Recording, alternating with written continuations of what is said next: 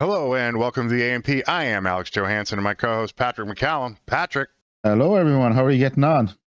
we're having logical discussions about the state of the world. Let's get into it, brother.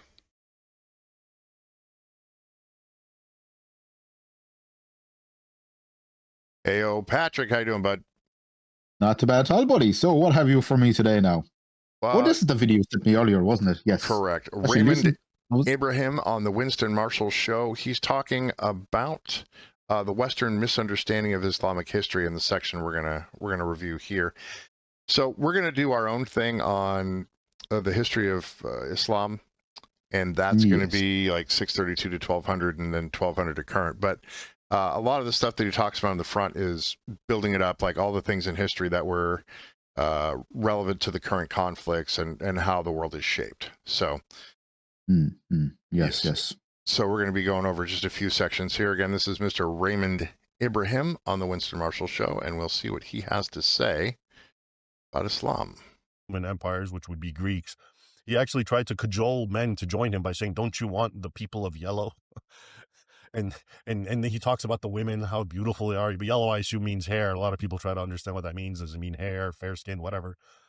So there's a long kind of like this almost like sadomasochistic thing of presenting white women as wanting it and just like, okay, so now fast forward and what you're talking about, believe it or not, because I've looked into it very closely, and the Muslims, the Pakistanis and whatnot, they use the same exact logic and they quote that and they say, yeah, Islam already told us these people want it and that's what they're for and they like it, et cetera, et cetera.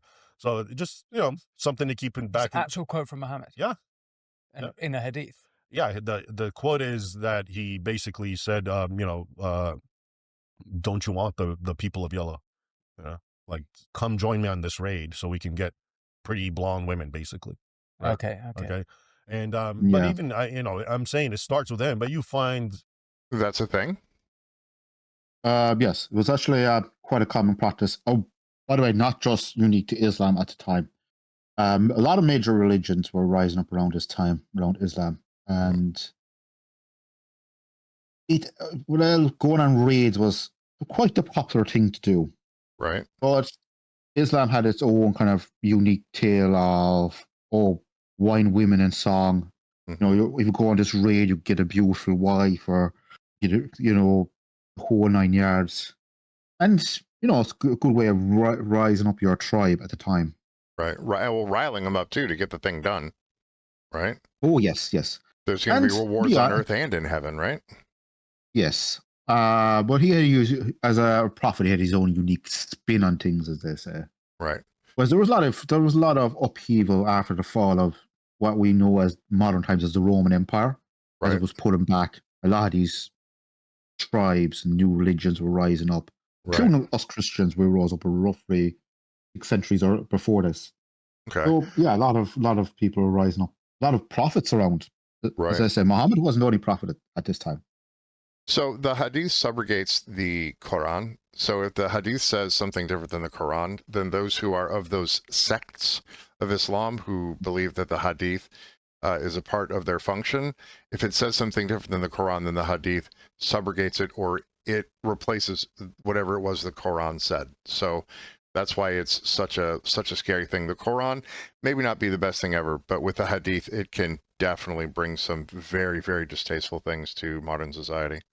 Yes, like any religion forming around this time, there's a lot of different writings by eyewitnesses, not just Muhammad himself, and they get folded in, same as our own Bible or so on. They just evolve over time.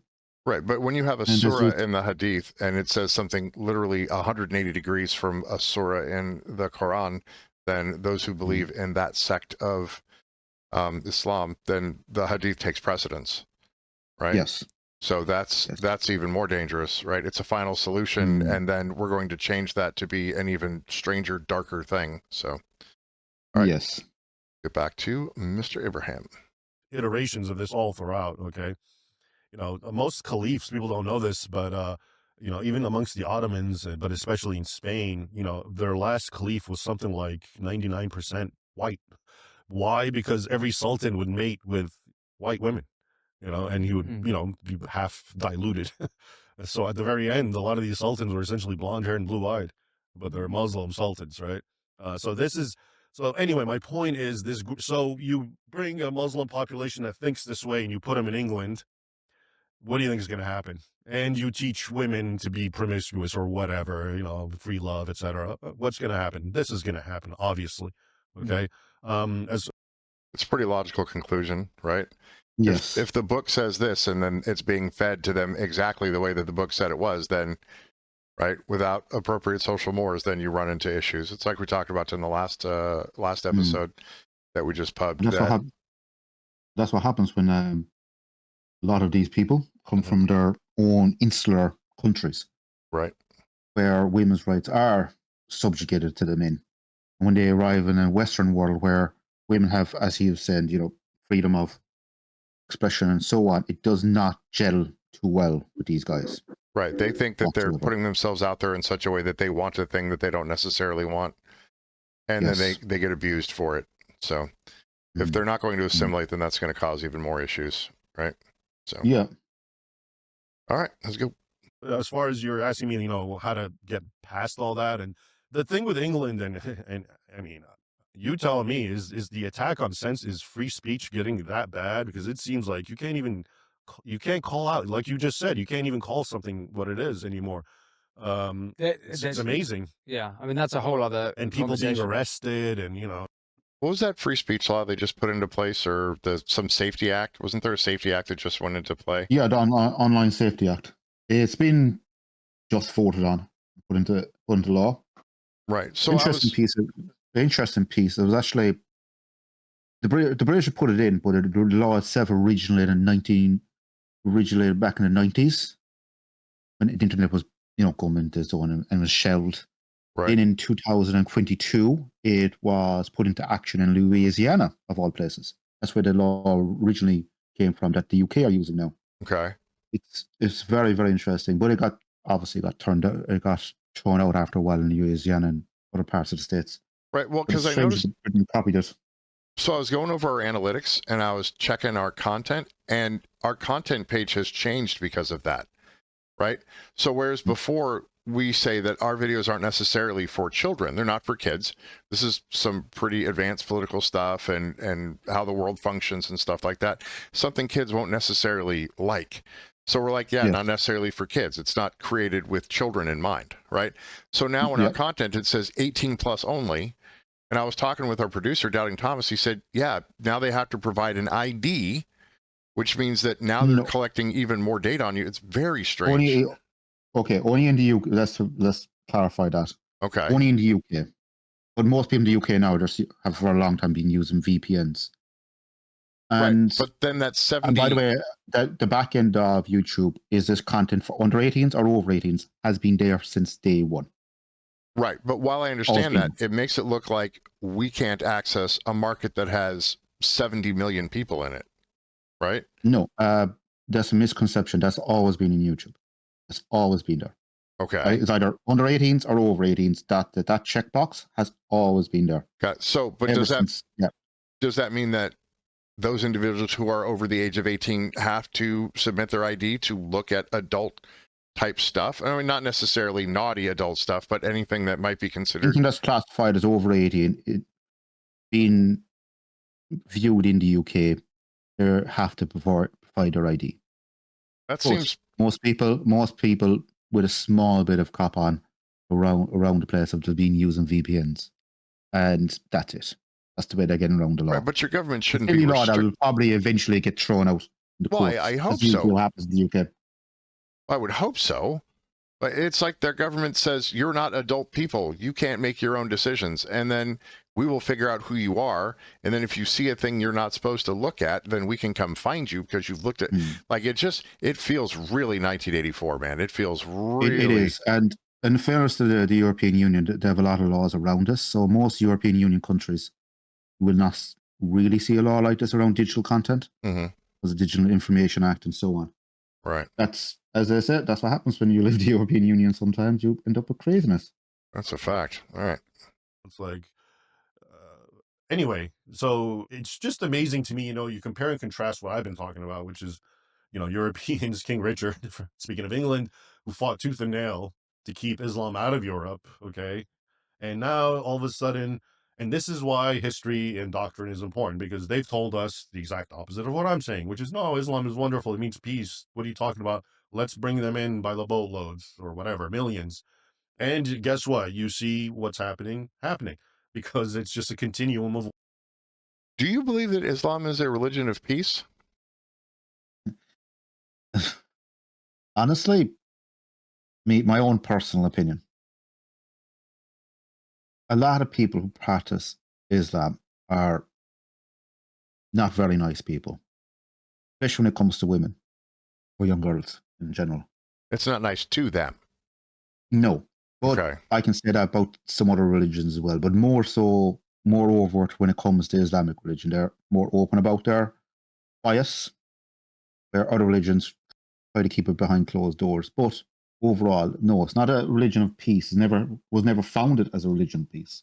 It was founded in a time of war, like most major religions. But Islam itself, even the Quran, even the writings of Muhammad himself, is founded in a time of war, and they haven't moved past that time as such. Right, but it's peace through submission to Allah, which is not necessarily peace. If you submit to the will of Allah and Allah is a warlord type figure, then that isn't going to bode well for you saying you're a peaceful group, right? No. Right. No matter how much you try to dress up and put a ribbon on it, it's not. There tenets in the Quran that are peaceful, yes, like any religion. But there's also a lot of violent tenets. Right, and then if you don't follow the violent tendencies, then you're not haram, and that's not good either, right? No, it's not good. As we've seen in an awful lot of these countries. And Sharia law is not compatible with Western ideals. It's not at all. No. And the problem is with Sharia law, it's very, very restrictive. Only to women, by the way. Really to women, more so than men in Sharia law. And the funny thing about Sharia law is, if you look at the tenets of Sharia law, a lot of these laws are creeping into our Western world. Yep. Other religions as well. Mm-hmm. Other religions seem to be adopting it as well. Yep. It seems to be that kind of trend across Europe and the Western world at the moment. Well, yeah, the free speech, you can't say bad things about this or that, like that's borderline. That's not good. No, it's a restriction. It's a really bad one too, right? But even reproduction rights have been attacked all across the Western world as well, right? Under the guise of different religions. Makes sense. It's funny that these religions criticize Islam, who do exactly the same thing. It's just an interesting contrast as well, that different religious faiths are unfortunately falling into the same narrow trap. What always happened. So on the one hand, you have Muslims walking in perfect step with their ancestors, and now you have Westerners in perfect discontinuity with their ancestors. They've just completely rejected. Or perhaps continuity with the ancestors pre the first invasion from of Islam into Europe. So this is like, if you go back 1,500 years, right?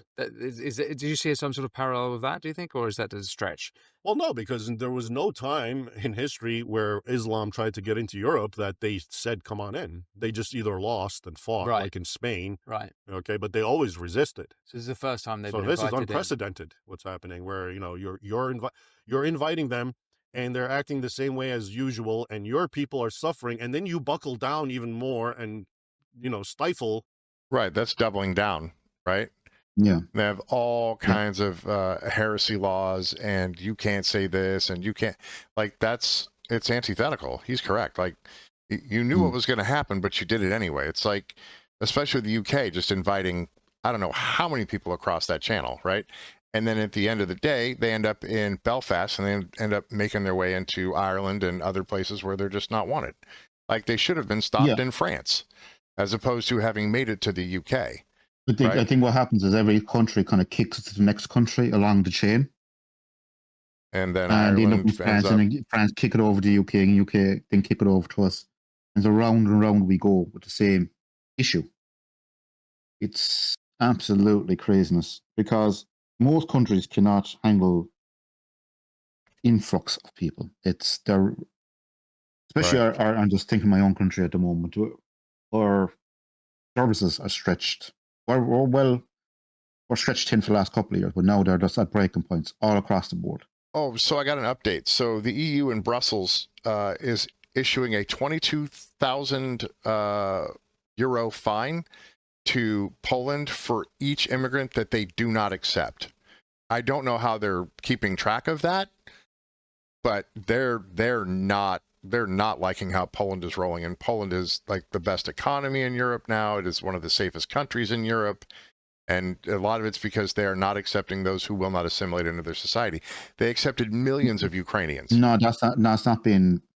Poland has accepted millions of people from the Ukrainian war. Oh, they have. But their economies are already stretched very thin. They've already made that very clear. They do not want those from Islamic countries. They just don't. In fact, they don't even want those from Belarus. And there's this hybrid war where they're forcing people into from the Russian side or from the Eastern Bloc side from Belarus in, and they put up a wall and they're like, absolutely not. And now they're like, now we're going to shoot you if you do it. We will kill you if you come in here. And it's reduced the people crossing the border pretty significantly, it would appear. So that was a nasty tactic by Russia and Belarus, actually. Yeah, that's very, cool. very nasty tactic. And because they were using people as weapons. Yeah, just like some other places in the world we could talk about. That does not surprise me. That's usually a Russian tactic anyway. Does not surprise me one bit, using people as cannon fodder. Yep.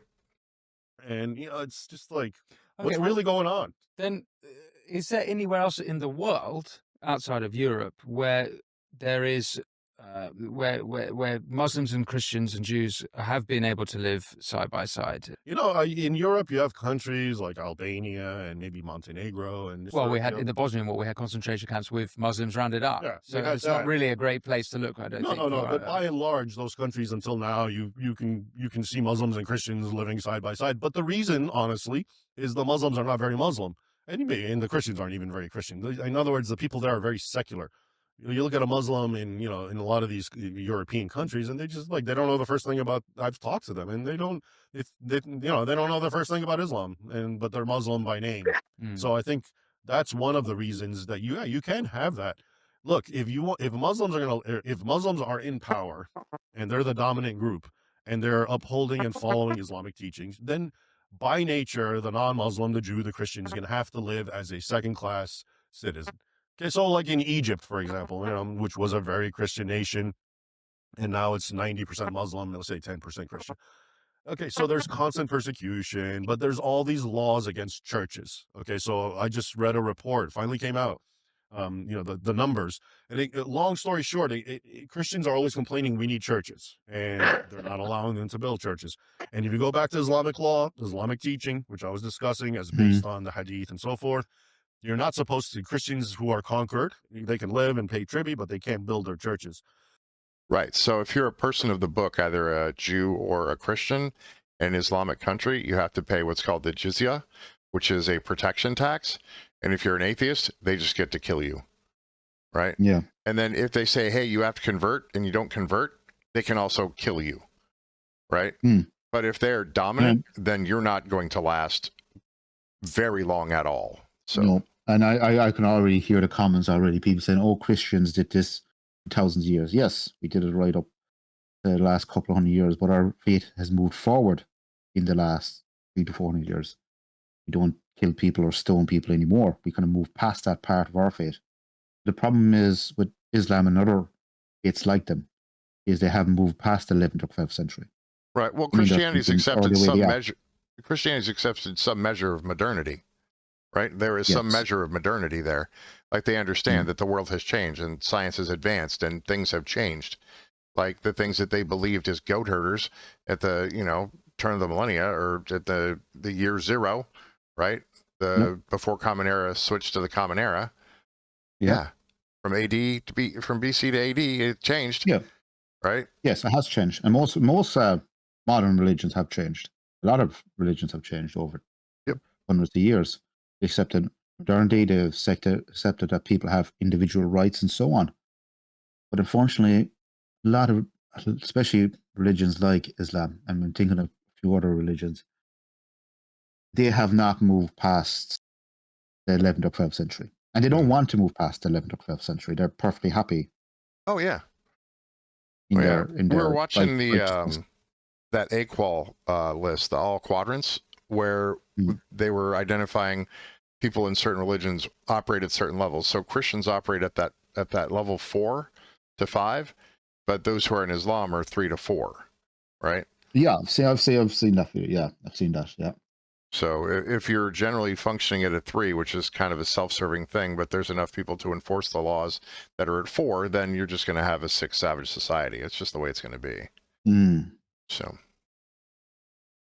So until today, in a modern nation like Egypt, you have that law, or kernels of it still exist. Okay, and it came out because it finally came out that when you do all the number crunching, for every one church that Christians have, Muslims have 60. If you even up their numbers as population. Ooh. I mean, think about how obvious the discrimination that is. Okay, and they're also, but Egypt publicly will tell everyone in the world, no, we treat our citizens the same. Okay, they all have the same religious freedom. But 1 to 60, that ratio is pretty, pretty telling. So, but Egypt, its constitution, Article 2 says we trace our legislation to Sharia. And so it's even it's in the constitution. So as long as Muslims are going to live, it's just plain and simple. The Islamic law, Islamic teaching is black and white, and it is divisive. I'd like to clarify a point you just made there about Egypt especially.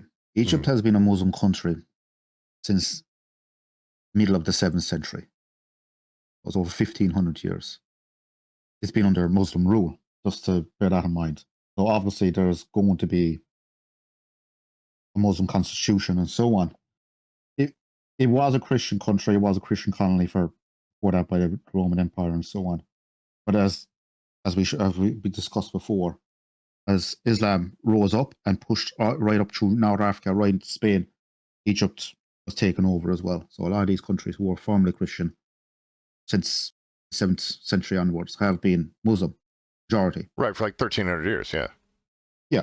So kind of let's clarify that point. I presumed he went over that earlier in the video. Right. Well, I think, and part of it is if you identify, well, here's an interesting question for you. Do you think if a caliphate comes up that Egypt will be part of that caliphate? Problem with modern Egypt at the moment, it has a lot of internal issues, not just because of their fate. It's more to do with their economy. Right. Their finances are. They're an absolute basket case, because even after they were given their independence, like a lot of former colonies, they never found their niche. Like any marketplace, they've never found it. Like tourism, they get a lot from tourism, but they've never found any kind of heavy industry or any. Well, from what I understand, their tourism industry is pretty corrupt too. You know. Well, yeah. Well, welcome to North Africa. Just not being smart, but if you've ever traveled that neck of the woods, it's like, how can I put it? By the way, Spain is exactly the same. I've traveled to Spain as well.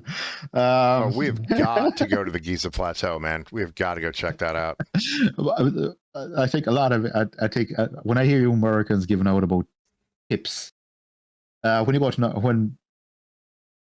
North Africa, you have to actually give a bribe. They don't call it tips; it's just a bribe. They don't dress it flat up. out. Yeah. Yeah, it's just a bribe. Right, and then they'll when I get off the plane, you're like hanging, just walking down the you clear out of the airport. Somebody will hand you something, and then it'll be in your hands, and they'll be like, "Now you have to give me money," and you're like, "What the hell? What? No, I didn't want the thing." And you try to give it back to them, and they just want money, and you're like, "What are you doing?" The first thing to do is, I've seen that in some countries, pull that kind of scam. It's an old scam. Just throw on the ground, walk away, and call over. There's security by the way, there's security everywhere around these airports. You can't miss them. They're usually the guys in the uniforms with the big guns. Oh, of course, gotta have the guns and the sticks. You cannot miss them. Just call them over. Conversation guards. Yeah, the conversation soldiers will take care of all that pretty quick for you. So, don't have to argue with these guys. They won't do anything. They'll just roar and shout and whinge or whatever else. Just throw on the ground, walk over towards security office, and then they'll just disappear. Funny enough, they'll be held accountable, and they don't like that. Weird. Yeah. If it is discriminatory and it does incite violence against the non-Muslim, that's it. Okay. Now, To what extent Muslims are going to enforce that or live up to it? Okay, maybe some don't care, and in that case, you can live with them. All right. I often give a good analogy. I try to understand what a moderate Muslim is.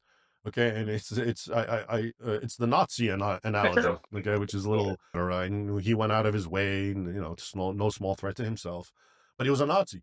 Okay, so my question to you is: what he did, his good deed, was that an aspect of his personality, of him rising above Nazism, or was he practicing a moderate form of Nazism? Okay, I think you're going to tell me he just rose above it and did not implement the supremacist aspect, killing Jews, whatever. Okay, he rose above it, and that's how we have to understand Muslims and moderate Muslims. Okay, the Islam has its negative teachings, its violence, its divisiveness, its hate. Okay, if a Muslim doesn't act that way, and I know there's Muslims who don't do that, okay, and they're good people, is that because they're practicing moderate Islam, or is it because they rose above it? See, when you say that, all of a sudden people want to say, no, it's a moderate Islam, but they won't do that with Nazism. They'll say, no, Nazism is what it is. It's a violent supremacist creed. I think the obvious That's a problem very with good that analogy. analogy is that moderate Muslims were. What about it? I said that was a very good analogy. Oh yeah, it works. It fits, right? If you are in a situation where you're comparing two systems that are definitely unfriendly, right? That is what is being evidenced in the Islamic world, right? Yeah, definitely. Especially when you see an awful lot of moderate, well, as he said, moderate Muslims who don't really practice their faith. It's like moderate Christians who go church on major holidays, and that's about it. Right. Well, they're more secular. Yeah. It's more a cultural thing that they do, not that they're a believer or they have some kind of faith, right? Yeah.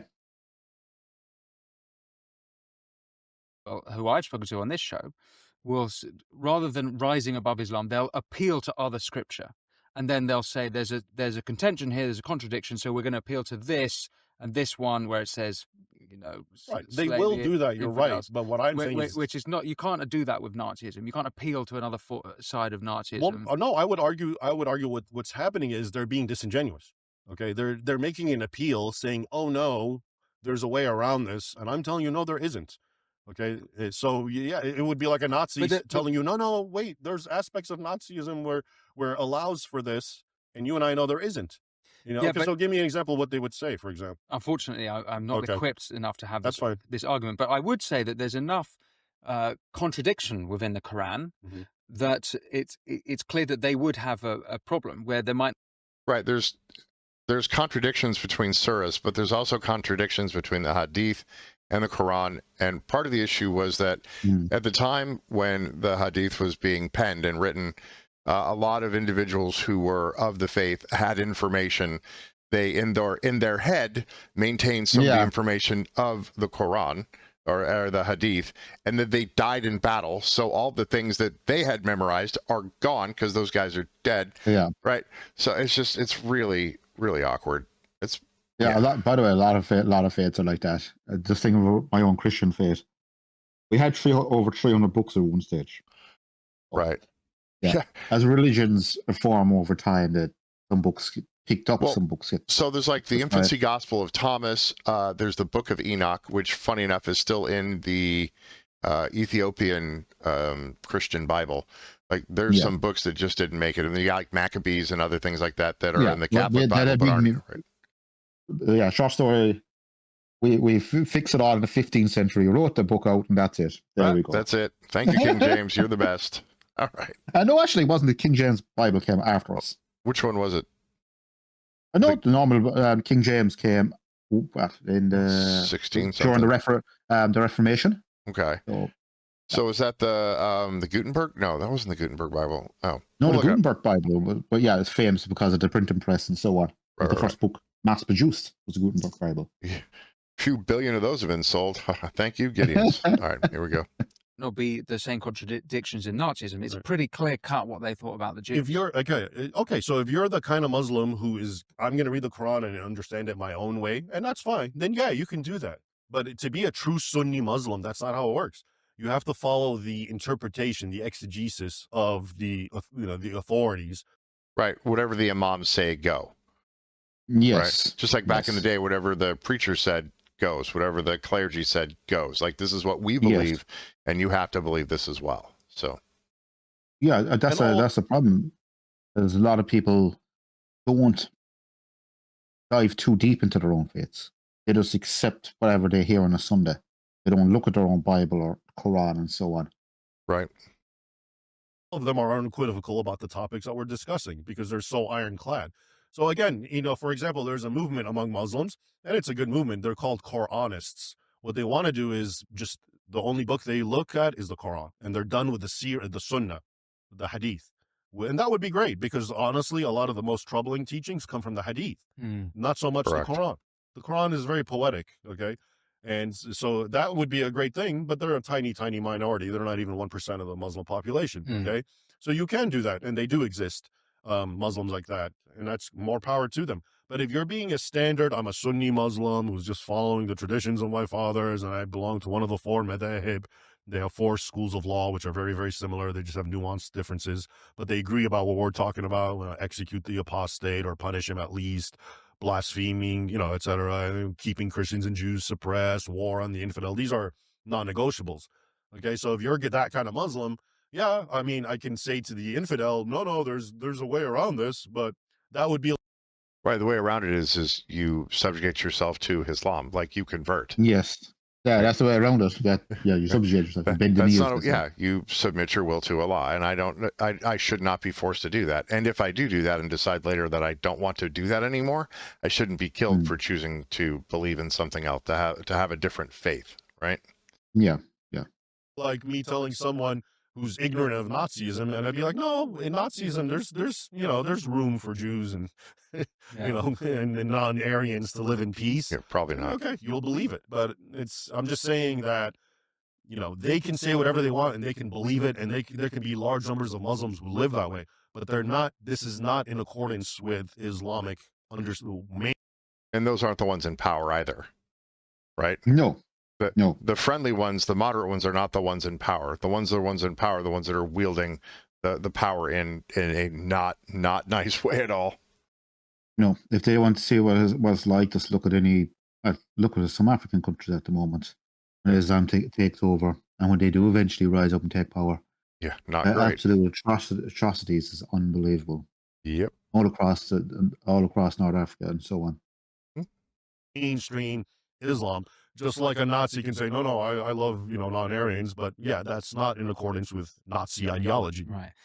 We mentioned right at the beginning of this conversation that we would look at your work on exposing the terrible treatment of Christians by Muslims around the world. Now, it's been an amazing long conversation so far. So we know what that looks like. So we will go ahead and push past this one, and we will get to Western values and the Islamic influence. We're going to go ahead and punch right on over here. And here we go. If you're following the mainstream media, all right? But if you look into it as I do, and I look at all the sources, it's very clear what's going on. Is it worse? You said earlier it's worse in Africa. Right. Is it worse in Africa because that's the continent where most Christians and Muslims are living side by side? That's a good question, and I think that is part of it. Well, I guess Europe more probably. Yeah, but I mean, for example, in Nigeria is literally 50-50. It's 50% Christian, 50% Muslim. And isn't that interesting that it's like a full-blown civil war essentially going on over there? There's this idea about Muslim populations. Yeah, there's so many people dying out there. Like, it's insane. It's insane. Yeah. And a lot of these conflicts and wars that are going on in Africa have been going on for a long, long time. The only reason they really stop is if they run out of bullets or money. That's the only reason a lot of these stop. And usually most of the times, the third party will step in. They'll all go back to their corners, as they say. Right. And they must be sparked in 4 or 5 years' time when they've built up enough weapons and manpower. So why isn't the UN sanctioning these things? Like, why aren't they saying, hey, like, you need to stop this? Is the UN just some kind of puppet that doesn't care? Because I've noticed all the resolutions they pass are never passed in the chamber where they would attempt to enact international law to do something about it. It's all... Oh, you mean the Democratic Republic of Congo, Nigeria, and other countries like it? Yeah, why wouldn't you... Over the last couple of decades, they've just sent resolution after resolution to a lot of these African countries. At the end of the day, it's not going to work. Unless somebody Right. steps in, it's just like an angry letter in the post, really. Oh, Mhm. right. So, like, if I get real unhappy with something that happens in my state, I'd have to send an angry letter, Yeah, just a just send an angry letter. strongly Look, worded letter to Gavin I think Newsom and let him know. I'm not being disingenuous when it comes to United Nations, but have they kindly just thrown up their hands in the air, just given up on trying to solve the problem in Africa? They have. They've sent in the force into over times trying to stop the violence, and it didn't work out too well. I've tried loads. Yeah, Rwanda. they shoot the messenger. I'm really thinking of what happened in Rwanda, Mhm. where there was a Belgium and Canadian force there, Mhm. backed up by French and so on. The Right. multinational UN force was there, backed up by African Union troops. And well, as you know, all you have to do is look up the headlines of what happened in Rwanda. So when they eventually went after each other, it was massive. The UN was just completely overwhelmed. They're just by sheer numbers alone. Right. So the UN forces literally had to hightail it out there. They had Right. no choice. Both sides were trying to kill them so they could get to their own fight. A lot of UN African Union troops died trying to protect civilians that time in Rwanda. I'm specifically thinking of where they held a bridge going over a river so civilians could get away. They got absolutely slaughtered to the man. Horrible. By sheer hatred, by the way. A lot of these guys weren't armed with guns, they were armed with machetes. That's horrific. Yeah. So those UN troops didn't survive. There was a famous Canadian commander with Belgian soldiers who what's called, look up the great film called Hotel Rwanda, where UN forces tried to hold there as well. Right. But it came down to because there were two different classes of people. Right. That's how this war was. Makes sense. Yeah. As he said, as it grows, and this is sort of historically demonstrable, but if it's a small population, let's say 1%, which is like America, yeah, they're just going to be sort of vocal, kind of from a my rights type thing, like leftist groups, let's say.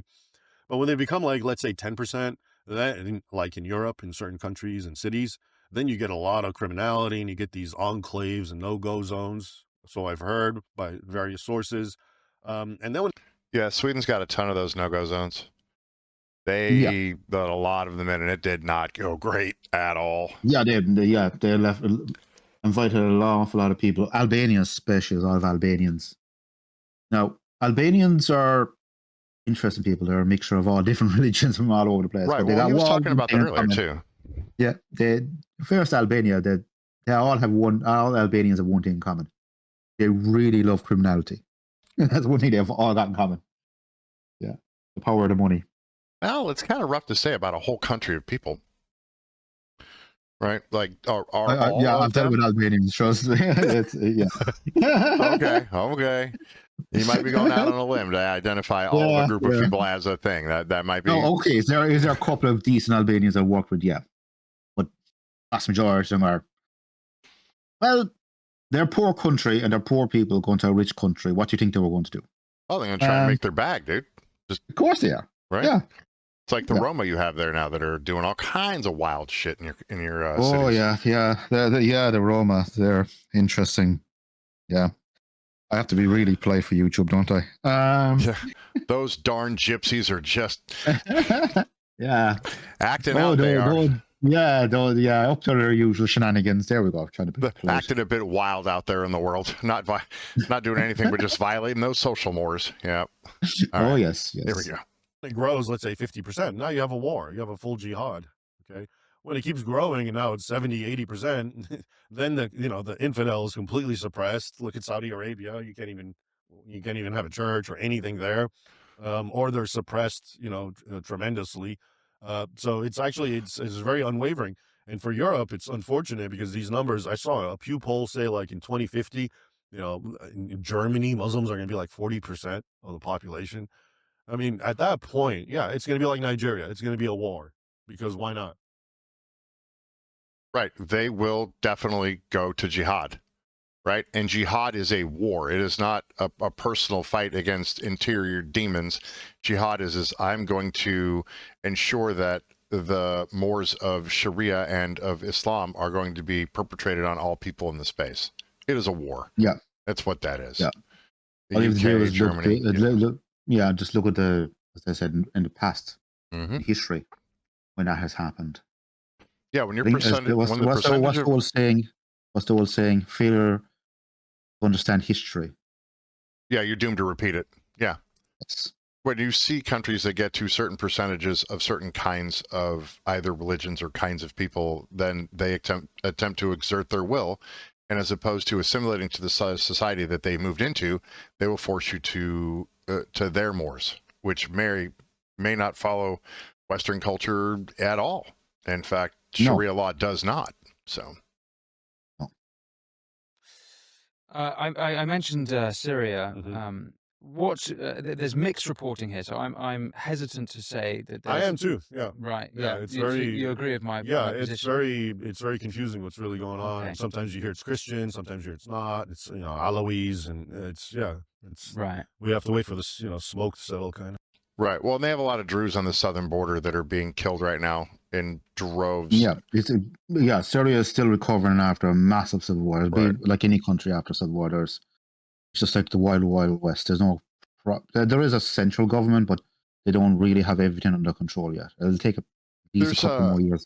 There's a Sephardic Jew named Tal. I think his channel is the Traveling Clat. He self-styled Zionist prince, whatever, but he went to northern Israel and he was covering the Druze, and they're being slaughtered in Syria, right? Because they're not Muslims. That's why, right? It is as simple as that, right? There isn't any way to sugarcoat that. And the Druze are trying to get Israel to say, hey, take some of this territory. Would you please come north a little bit and please protect us from being killed, But it's the same kind of thing, right? They're just not integrating well. And then Assad is out, so there's a lot of stuff going on with that too. A lot of, as I say, a problem is after a civil war like that, a lot of old grudges get settled. Yeah. Mm-hmm. By the way, we have had it in a lot of countries who've ever experienced civil war. Our own included, especially in Ireland. Just thinking after when we had our civil war, a lot of stuff gets settled. Oh yeah, Western style, unfortunately. Mm-hmm. And I think a lot of their neighbors are taking out their anger out on them.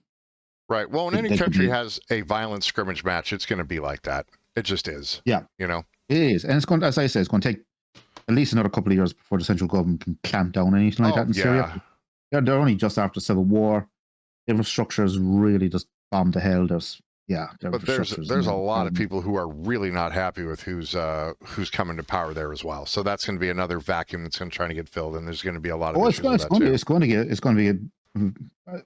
I'd be very surprised if there's not another civil war type of conflict again in Syria. I'd be very surprised if there isn't. Really? Especially around the power vacuums that are there at the moment. Interesting. Okay. Yeah. Well, I encourage listeners and viewers to go to your webpage where you have all of this. I mean, I couldn't quite believe it when I went on because you've been documenting these attacks on Christians for many 2012, I think. No, it's 2011. Sorry. Okay, so well over a decade, and as far as I found, and including Christian websites, this is the most thorough documentation. Thank you. Yeah.